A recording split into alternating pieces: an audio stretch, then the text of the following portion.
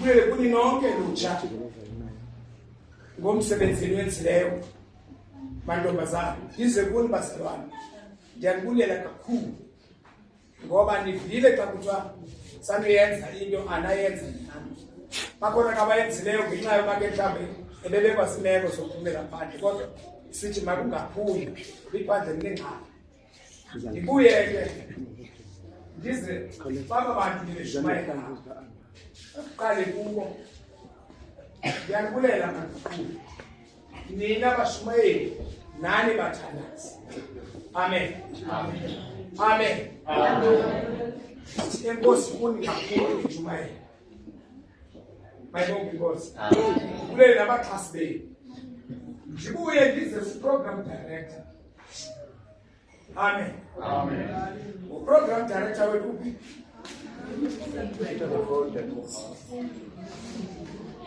ndimbulele kakhulu bekhona into ebenzayithetha apha kwini yena ke usaphumile inkosi mayibonke ela ndifuna ukubulela ngendlela nje eyahlukileyo ngale ndlela ndibona ebambe iprogram zayo inkosi ke mayibonke ndizama ukuthi ke xa nditshoyo bendisondele into yoba ndizothi nangamsomafana nkosi ijonga elilapha emveni kwam ndimisa enkosi kuni amen ndimisa enkosi kumbulele igama lenkosi ke mayibonke ndiyabulela kakhulu ndibulela ngokungasenzisiyo ndithanda nale nto into yoba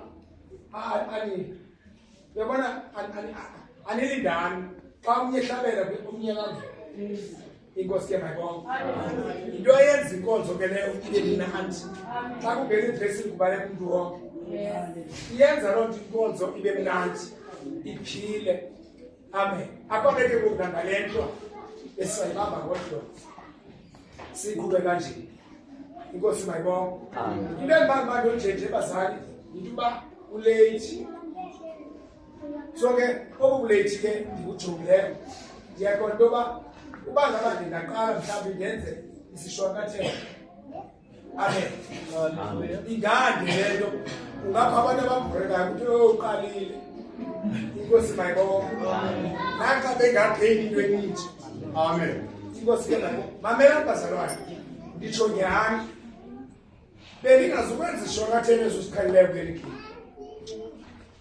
bendizawuphinde ndehlele kwenye indawo niyakhumbula mos ndandike ndaqala ngolixelela umnqamlezo uvelaphi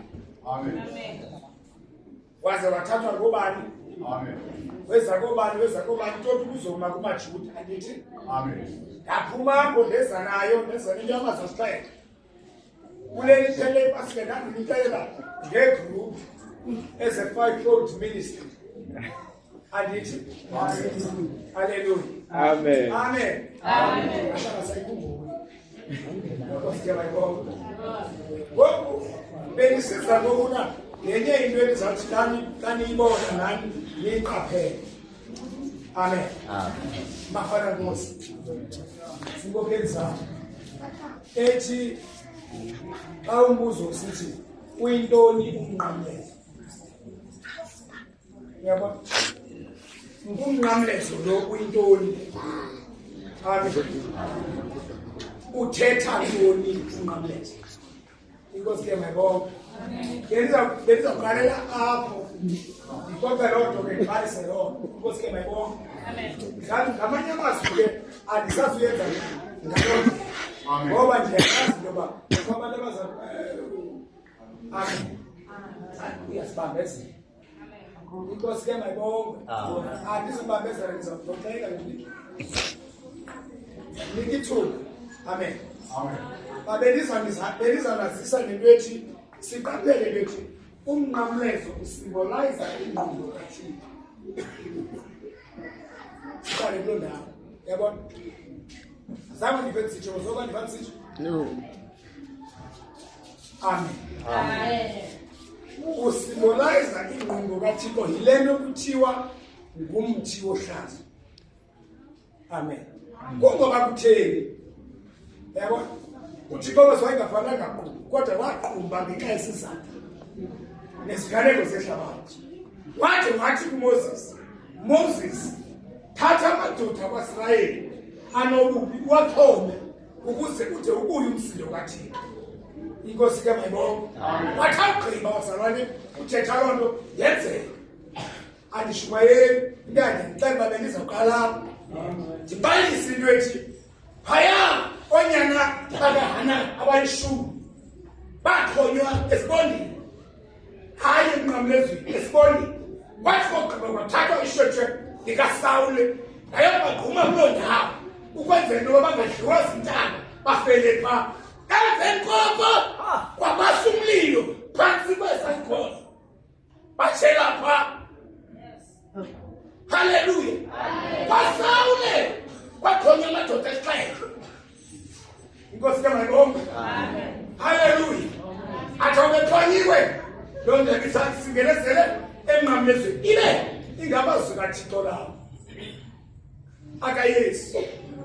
Andithethi ke into yoba bendizayixoxa into engandithi bendizawuqala apha, ngoba umbuzo ubuzawuthi ukuba uthi umnqamlezo usimboliza ingqondo kaThixo, kwenza uYesu Kristu lo yena wayequnjelwe nguThixo na madoda.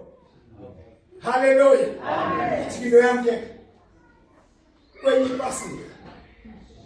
ipasika nizoyifumana le, ngoba ndiyabonisa nje into yoba besizoqalela apho. Amen. Besizoqalela apho. Iyavakala zinkosi.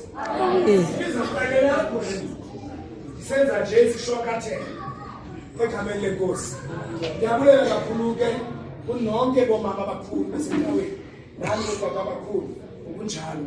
Cela into yoba inkonzo ivale ukwenzela into yoba kungathiwa hayi utata Madolo uthe sayinikwa sabanjelwa kuye. Andinibanjelwa. Amen. Qha into yam ubukize ufumile. Hayi ndoda ndiyambulela uThixo ngawe yena. Ngahlale ndibonga uThixo akugcina kusikelele, ngoba inkonzo leyo ixabisile. Ngale ndlela ixabise ngayibonisa ukuthi uxabise abantu bayo. Itsho ukuthi uThixo umuxabisile.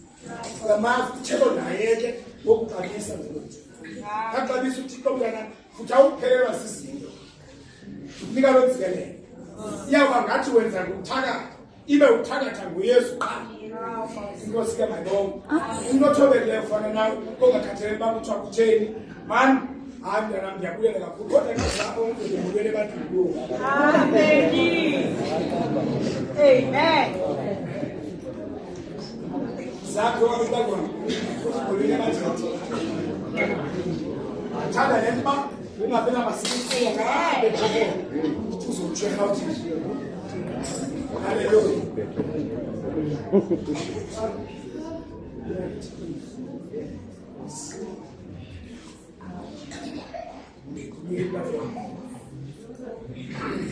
Mandibulise kwiinkokheli zabandla zonke zikhokelwa ngutata uGqirha uLato Madolo. Ndibulise koomama ndikhokelwa ngumhlolokazi umama Madolo. Ndibulise kwisekethe ngokukhokelwa ngumfundisi uNkohla. Yabona uzakakhe. Ndibulise abantu abasha ngelihle igama lenkosi. Amen. Amen. Ndisive igama ndingowasebhofolo, ndingukhwalo, ndinguncuthu, ndingulanjake uba xa isithi ndihloniphile kakhulu le nkonzo, ngoba le nkonzo ibe nogalelo ne-contribution okanye ne-impact engumangaliso ebomini bam. Kwanyanzeleka ngoba noba iphina ndiyizingele futhi ndiyikhathalele. Umseki wale nkonzo ke uthi ngoyena mntu owandazisa le nkonzo. Ndiye ndicinge yena ke xa ibandla lidibene ndikuthi kothi qatha yena ndithathise ndibheke enkonzweni. Iyabonakala into yoba ndizawuphelela apha.